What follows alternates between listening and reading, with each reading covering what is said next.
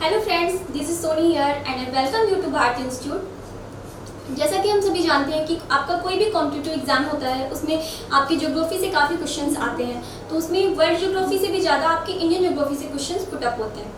तो उसके लिए हमारे चैनल पे आपके लिए इंडियन ज्योग्राफी की क्लासेस चलाई जा रही हैं। तो जिसने भी चैनल को सब्सक्राइब नहीं किया है आप सभी सब्सक्राइब कर लें ताकि आपको डेली वीडियोस मिल सके। और अभी हमारा इंडियन ज्योग्राफी में फर्स्ट चैप्टर ही आपका चल रहा है जिसका पार्ट 1 आपका हो चुका है। जिसने भी पार्ट 1 नहीं देखा है वो चैनल पे जाके देख सकते हैं।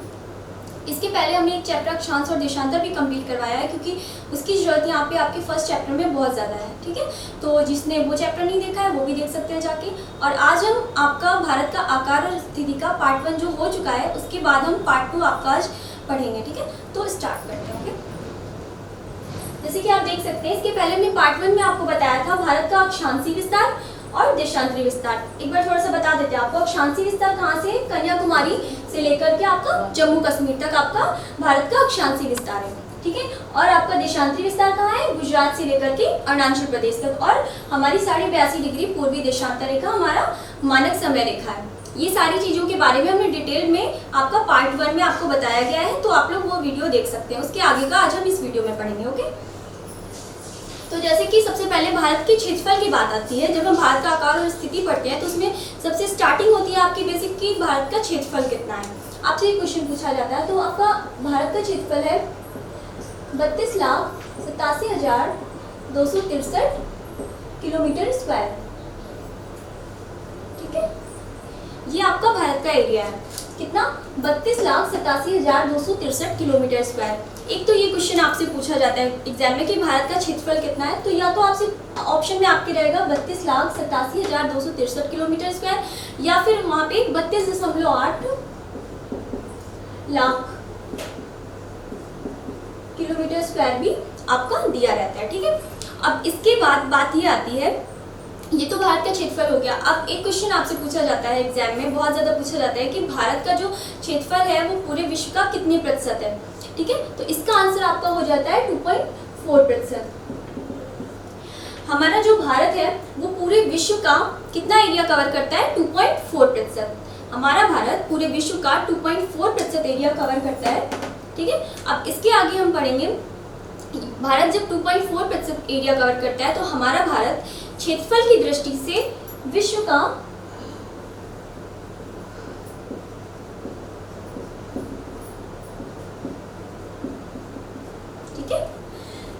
भारत क्षेत्रफल की दृष्टि से विश्व का 7वां सबसे बड़ा देश है। किस नंबर का है? ये क्वेश्चन भी आपसे एग्जाम में पूछा जाता है। तो क्षेत्रफल की दृष्टि से जब आपका पूछा जाएगा तो भारत क्षेत्रफल की दृष्टि से विश्व का 7वें नंबर का सबसे बड़ा देश है। अब आपसे 1 to 7 तक के आपसे कोई भी कंट्री आपसे पूछ ली जाती है कि जरूर नहीं कि केवल 7वें नंबर का हमारा भारत है तो केवल हम उसी के बारे में एग्जाम में पूछें। 1 से लेकर के 7 तक की जो भी हमारी लार्जेस्ट कंट्रीज हैं वर्ल्ड की, उन सभी के बारे में किसी भी नंबर का आपसे पूछा जा सकता है। तो हम 1 से लेकर के 7 तक जितनी कंट्रीज हैं उनके बारे में जानेंगे। ओके, और उनके बारे में लर्न करेंगे कि उन्हें याद कैसे करना है।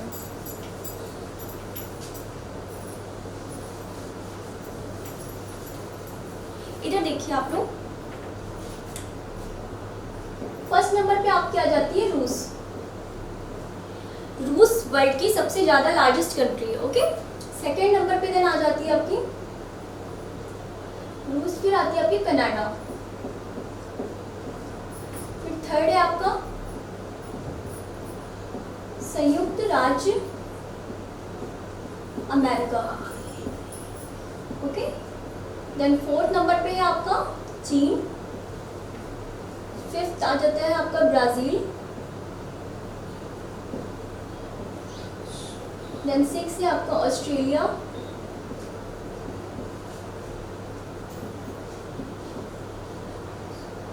एंड 7 है हमारा भारत।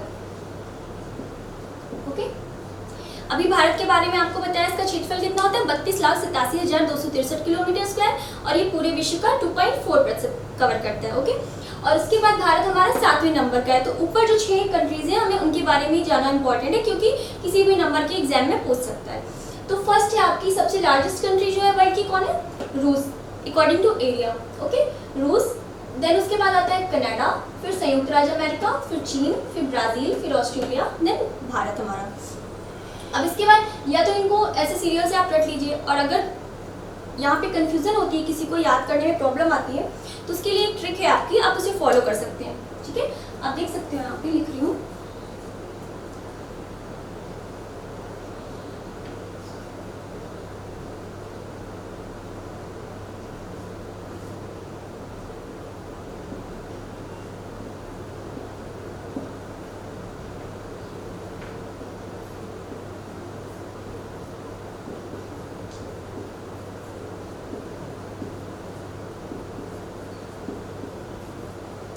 ये है आपकी 7 लार्जेस्ट कंट्रीज को लर्न करने के लिए ट्रिक। ठीक है, जिससे कि अगर आप ये ट्रिक भी आप दिमाग में एक बार बैठा लोगे तो एग्जाम में आपको कंफ्यूजन नहीं होगी। अगर आप यहाँ से भूल भी जाते हो तो आप ट्रिक से आपको याद आ जाएगा कि फर्स्ट सेकंड नंबर पे कौन सी है। ये आपकी पूरी अकॉर्डिंग है, एरिया के अकॉर्डिंग ही ट्रिक बनी हुई है। ठीक है, तो यहाँ पे क्या लिखा हुआ है आपका, रुक अमन चले बाजार आम भी लेना है। अब इसको हम कंट्री से कैसे रिलेट करेंगे, रूस से आपका क्या रिलेट हो रहा है यहाँ पे, रूस। देखिए फर्स्ट नंबर पे रूस है आपका, देन का से कनाडा। ठीक है, का से कनाडा, और देखिए ये अमन से आ और मा मिलके आप अमेरिका से इसे रिलेट कर सकते हैं। ओके, देन चले, चले को हम चा से चीन, यहाँ से रिलेट हो रहा है, और यहाँ बाजार मीन्स आ जाएगा आपका ब्राजील, उसके बाद आम से ऑस्ट्रेलिया, और बी से हमारा भारत आ जाता है। ठीक है, ट्रिक क्या है आपकी, रुक अमन चले बाजार आम भी लेना है। रूस से रूस, का से कनाडा, अमन से अमेरिका रिलेट होगा, चले से चीन, बाजार से ब्राजील, आम से ऑस्ट्रेलिया रिलेट हो जाएगा, बी से भारत। तो ये सारी हमारी 7 लार्जेस्ट कंट्रीज हैं, इनके बारे में भी जानना बहुत जरूरी था। अब इसके आगे हम बढ़ते हैं।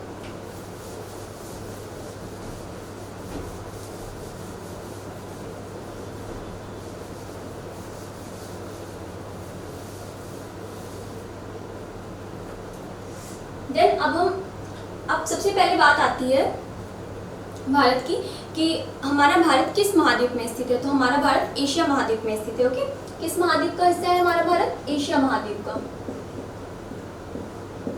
हमारा भारत एशिया महाद्वीप में स्थित है, और एशिया महाद्वीप में भी कहाँ पे स्थित है, तो हमारा भारत एशिया महाद्वीप में दक्षिण पार्ट में स्थित है। एशिया महाद्वीप का ऐसे भी पूछा जाता है, सबसे पहले तो दक्षिण दिशा में है,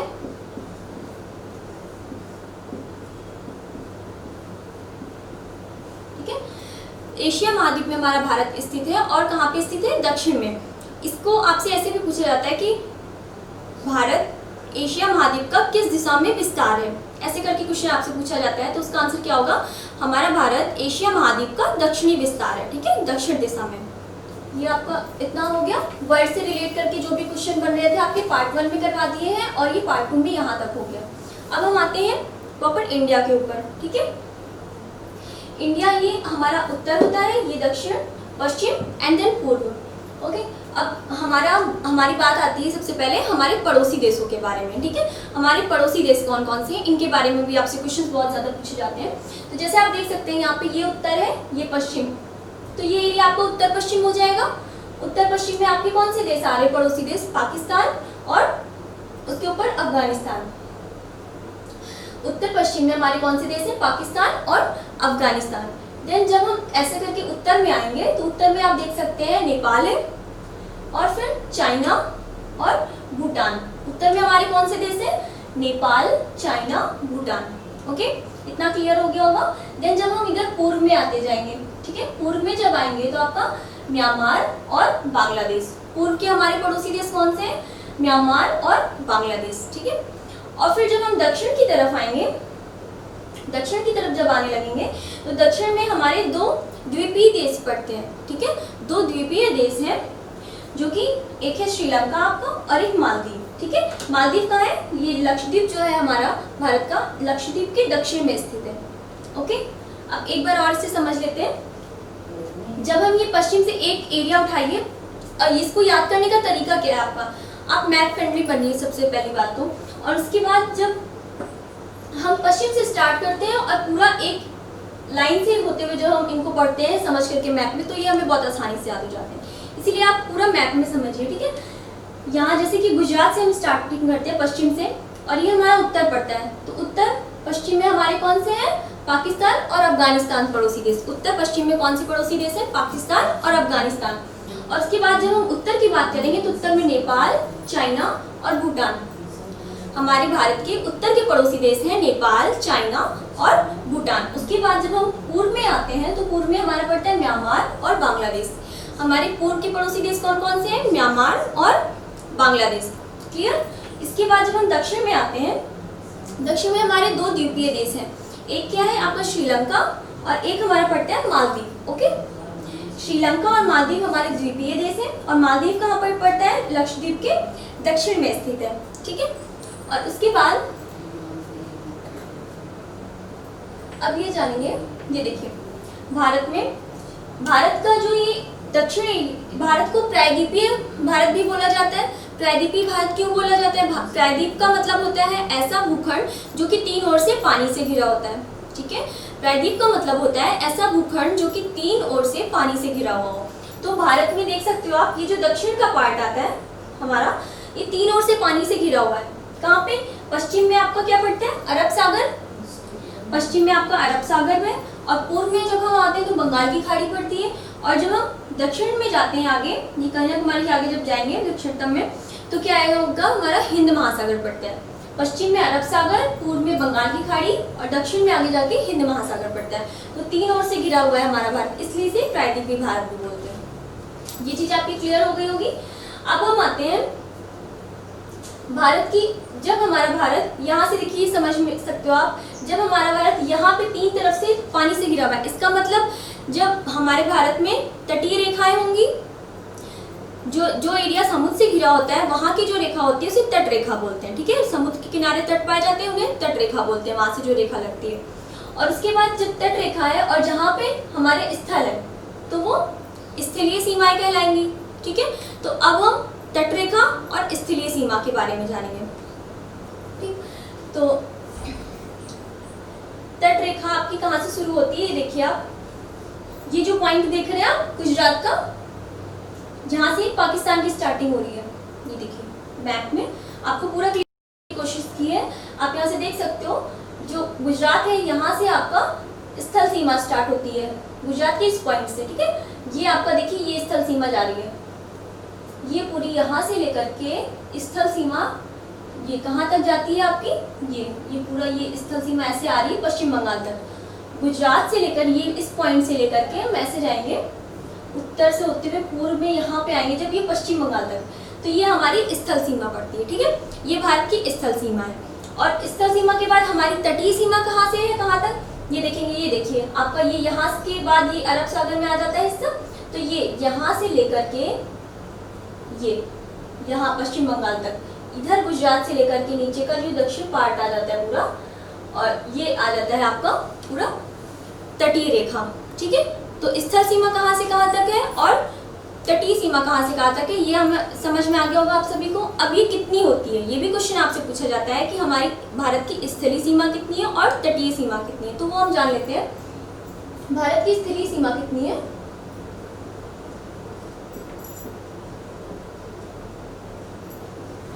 भारत की आपकी स्थलीय सीमा है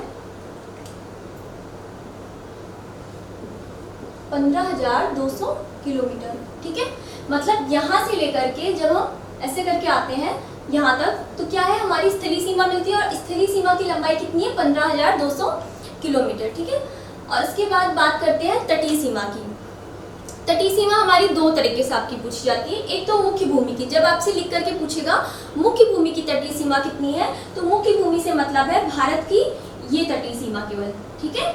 उसमें हमारी मुख्य भूमि में लक्षद्वीप और ये अंडमान और निकोबार की जो तटीय सीमा बनती है हमारी, उसको नहीं जोड़ा जाता है, ओके। तो मुख्य भूमि की जब पूछेंगे, मुख्य भूमि की तटीय सीमा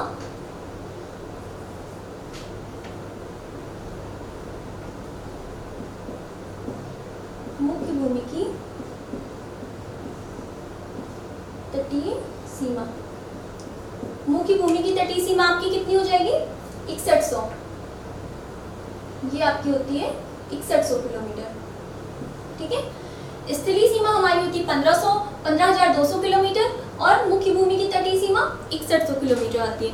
और जब आपसे पूछा जाएगा कुल तटीय सीमा कितनी होती है,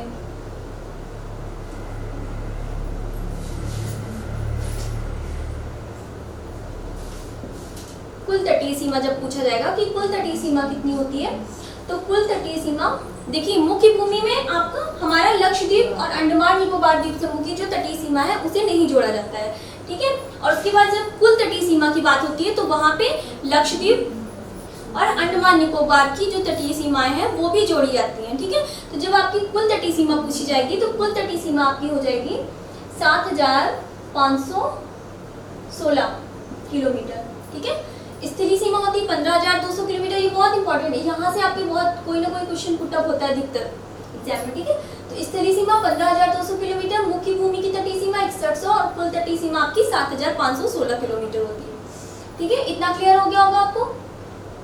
अब जब आपसे स्थलीय सीमा तटीय सीमा अलग अलग ना पूछ के दोनों को मिला करके पूछते हैं कभी कभी कि भारत की सीमा कितनी है, सीमा की लंबाई कितनी है, ठीक है। तो उसमें हमारा स्थलीय सीमा भी आ जाता है और तटीय सीमा भी। जब सीमा की लंबाई आपसे पूछेंगे तब तो आपकी ये पूरी आ जाएगी ना।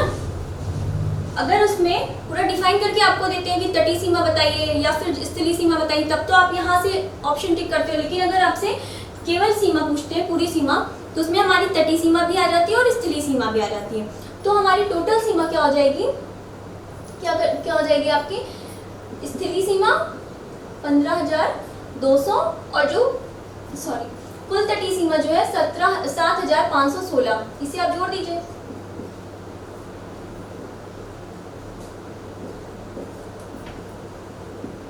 कुल सीमा आपकी कितनी आ जाएगी, कुल सीमा हमारे भारत की कितनी है 22,716 किलोमीटर। ये जो आप देख रहे हो यहाँ से ये पूरी जो कुल सीमा है हमारे भारत की वो कितनी है 22,716 किलोमीटर। इतना समझ में आ गया होगा आप लोगों को, आई होप। इसके आगे बढ़ते हैं।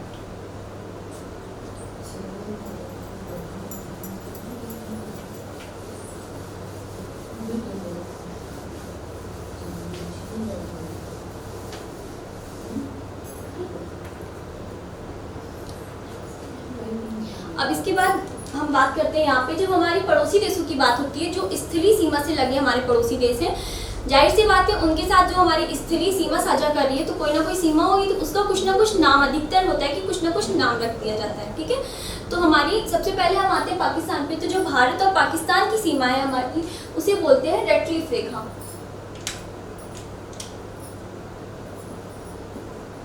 इनके बारे में थोड़ा सा डिटेल में भी ले लेंगे जानकारी, इसे क्यों बोलते हैं, ठीक है। भारत और पाकिस्तान के बीच की जो सीमा रेखा है उसे बोलते हैं रेड क्लिफ रेखा, ठीक है। अब ये जानेंगे कि इसे रेड क्लिफ रेखा हम रट तो लेते हैं बट क्यों बोलते हैं ये भी पता होना चाहिए। तो जब हमारे भारत का पार्टीशन नहीं हुआ था, आज़ादी के पहले जब हमारे भारत का पार्टीशन नहीं हुआ था, भारत और पाकिस्तान एक ही में आते थे, तो ये दिक्कत आ गई कि दो अलग राष्ट्र बनने थे। तो फिर ये हुआ कि इसका निर्धारण कौन व्यक्ति करेगा कि इस पार्ट इधर से पाकिस्तान इधर से भारत है, कोई लाइन खींचने वाला होना चाहिए। तो इसके लिए एक सर थे सर रेडक्लिफ, ये जो कि ब्रिटिश के थे, ब्रिटिश से उन्हें बुलाया गया था, ठीक है। और उन्होंने रेडक्लिफ सर ने ही क्या किया था, भारत और पाकिस्तान के बीच में रेखा खींची थी कि इधर पाकिस्तान और इधर भारत, ठीक है। तो इन्होंने रेडक्लिफ सर ने ही जो भारत पाकिस्तान की रेखा खींची थी, इसीलिए उस रेखा को उन्हीं के नाम पे रख दिया गया, रेडक्लिफ रेखा बोला जाने लगा, ठीक है। इतना समझ में आ गया होगा पाकिस्तान की और भारत की रेखा। अब हम आते हैं डूरन रेखा पे।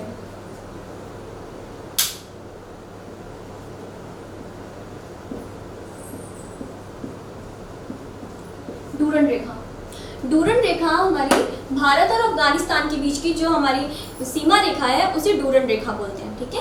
आपसे क्वेश्चन ऐसे पूछेगा भारत और पाकिस्तान के बीच की सीमा रेखा का क्या नाम है, तो डूरन रेखा। और या फिर अब कई एग्जाम्स में आपके ये भी पूछा गया है कि पाकिस्तान और अफगानिस्तान की, भारत और अफगानिस्तान ना पूछ के पाकिस्तान और अफगानिस्तान की सीमा रेखा पूछता है, तो उसे भी हम डूरन रेखा कहेंगे। क्यों? क्योंकि जो भारत और अफगानिस्तान से जो सीमा बनती थी जिसे हम डूरन रेखा बोलते थे, वो अब पाकिस्तान में आता है, ठीक है। तो कुछ एग्जाम में ये आपके ऑप्शन पे बेस्ड होता है इस सीमा रेखा का क्वेश्चन। अगर आपका भारत अफगानिस्तान ऑप्शन में है तो आप उसे टिक करेंगे, और अगर ये ऑप्शन में नहीं है, आपसे पाकिस्तान और अफगानिस्तान की रेखा पूछता है, तो भी हम डूरन रेखा पर ही टिक करेंगे, ओके। अब हम नेक्स्ट आते हैं चाइना पे, ठीक है। भारत और चीन की जो सीमा रेखा है उसे बोलते हैं मैकमोहन रेखा।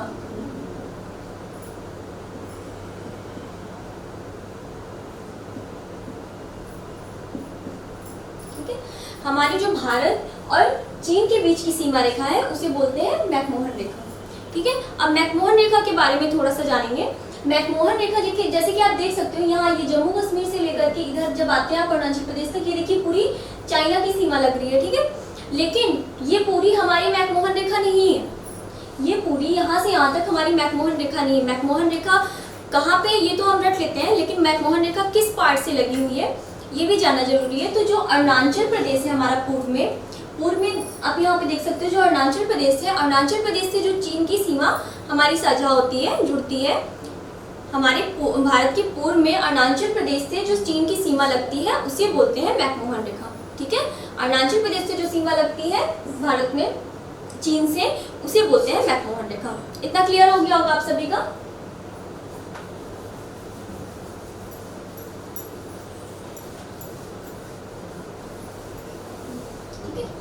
और आप ये देख सकते हैं कि अब हम आते हैं भारत में अक्षांश रेखा के ऊपर।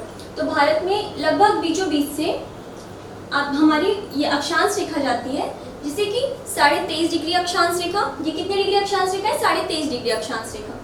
कितनी डिग्री है?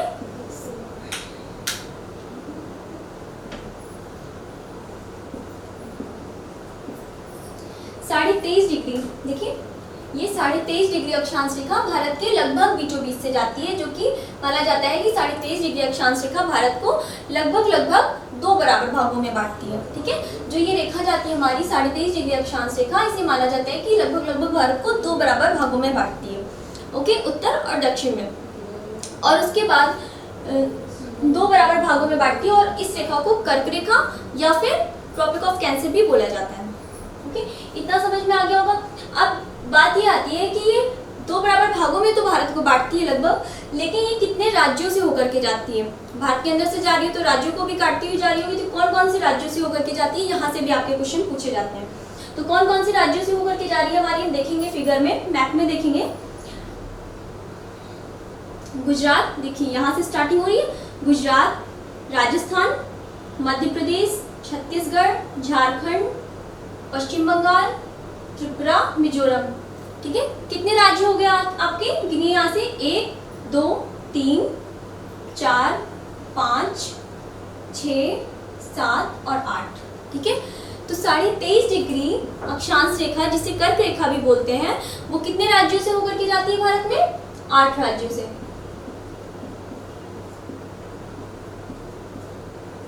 पूरी स्टडी हम आपको मैप के थ्रू ही करवाएंगे। ठीक है, क्योंकि लिखवा करके पढ़वाने से तो आप बुक से भी पढ़ सकते हो, मैप पे समझ करके अगर हम पढ़ते हैं तो वो फिर कभी भूलता नहीं है वो चीज़। ठीक है, तो जो अक्षांश रेखा है हमारी, वो भारत में 8 राज्यों से होकर के जाती है। और कौन कौन से राज्यों से होकर के जाती है, यहाँ से भी क्वेश्चन आपके आते हैं, तो इन राज्यों के बारे में भी आपको लर्न करना जरूरी है। तो कौन कौन से राज्य हैं? गुजरात, राजस्थान, मध्य प्रदेश, छत्तीसगढ़, झारखंड, पश्चिम बंगाल, त्रिपुरा और देन मिजोरम। ओके, और उसके बाद एक और क्वेश्चन यहाँ से पूछा जाता है कि जो भारत से अक्षांश रेखा जाती है, उस अक्षांश रेखा की सबसे ज्यादा लंबाई किस राज्य में है? ठीक है, अक्षांश रेखा की सबसे ज्यादा लंबाई किस राज्य में? ये क्वेश्चन भी आपसे बहुत ज्यादा पूछा जाता है एग्जाम में। तो इसका आंसर हमारा हो जाता है मध्य प्रदेश। ठीक है, सबसे ज्यादा लंबाई अक्षांश रेखा की कहाँ पे? मध्य प्रदेश में। आप देख सकते हो फिगर में, आपको देख के भी लग रहा होगा सबसे ज्यादा लंबाई किस राज्य में? आपकी मध्य प्रदेश में। ओके, क्लियर हो गया? इतनी चीजें आपको समझ में आ गई होंगी। अब एक क्वेश्चन यहाँ से बनता है, आप यहाँ पे देख सकते हो, ये 23.5 डिग्री अक्षांश रेखा है, और उसके बाद जो हमारा भारत, जब हम दक्षिण में आते हैं तो दक्षिण में देखिए आप सकरा होता चला जाता है। ठीक है, यहाँ तक देखिए ये चौड़ा है, और उसके बाद यहाँ से आपका धीरे धीरे भारत सकरा होता चला जा रहा है दक्षिण में। तो यहाँ से ये क्वेश्चन आप पुट अप होता है, एक क्वेश्चन कि भारत किस अक्षांश रेखा से वो सकरा होने लगता है हिंद महासागर की ओर। नीचे आपका हिंद महासागर है, तो ये क्वेश्चन पूछा जाता है कि भारत किस रेखा से दक्षिण की ओर या फिर हिंद महासागर की ओर सकरा होना शुरू हो जाता है। तो हमारी 22 डिग्री अक्षांश रेखा जो है